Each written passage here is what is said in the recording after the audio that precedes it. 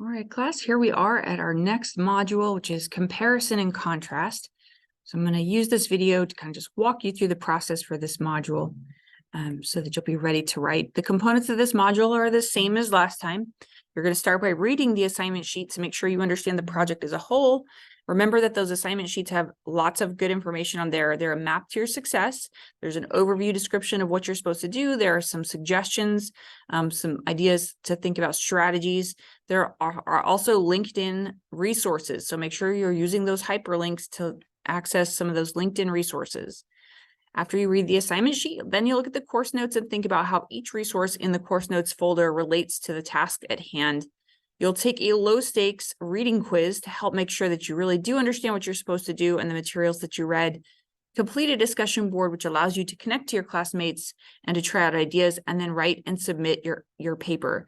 Again, remember that you should not stress as much as possible because you do get the chance to revise your papers at the end of the semester. If something isn't quite right, if you miss the mark on something, that doesn't mean you're not going to get a good grade in the class or a good grade on the paper. It means that you and I might want to meet and talk about what you can do in the revision process. So try not to stress, just do your best. There are some things about this module that I'd like to particularly note.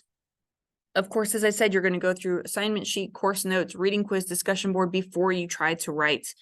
You might have written comparison and contrast essays before, but you haven't written them like this, I'm pretty sure. So make sure that you're actually going through all the course materials before you try to write your essay.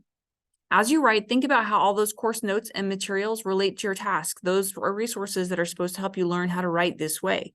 So think about how all of the things that you read about connect to what you're supposed to be doing in this paper.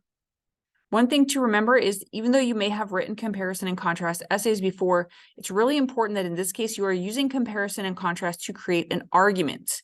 You're going to hear more about that in the course note materials. So as you're writing, think about your thesis, which is the argument that you're making by comparing and contrasting. Also, in this particular assignment sheet, you'll find LinkedIn models. These are student papers from past semesters.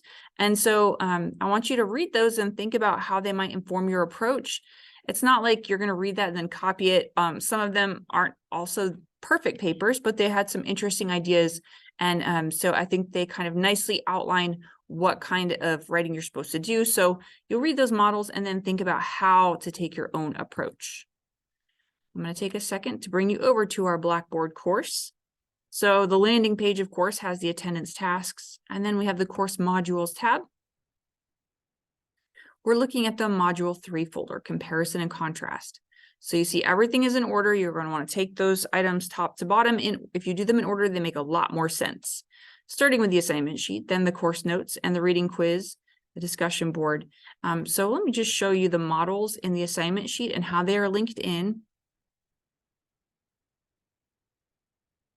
So just like with the previous papers, you'll see sort of a paragraph giving you an overview, and then you will have some strategies to consider.